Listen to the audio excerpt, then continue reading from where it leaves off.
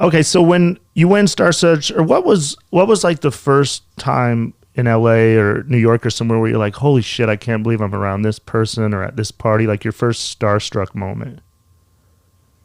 Wow, that would have to have been Robin when the first time I was doing an open mic night and I had to follow. And I mean, you think I'm hacky now? You should have seen the shit I used to do. I mean, I had to follow. I was literally almost 19, and I followed Robin Williams on an open mic night, and Mork and Mindy had just premiered, and I was drawing names. It was for a Monday night, and I drew a number, and I was going on at like 11:10, and my brother Paul took me. He was with me, and those were the days before I drank or partied or anything. And he's like, just have a pina colada. Paul. Yeah. Like, pina colada, my friend. So I had a pina colada, and I'm like, well, I'm looped.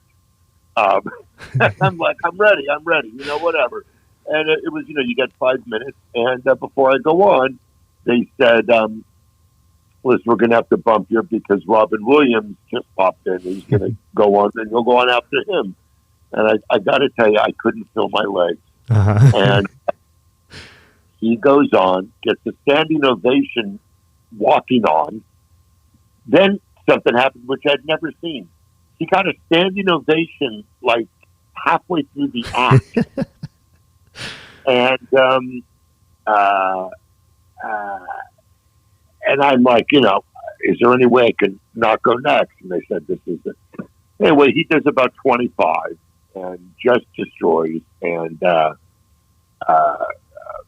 I was like, and I opened with, I was so large. I was born on the 4th, 5th, and 6th. Bucket cricket. And they just one row up.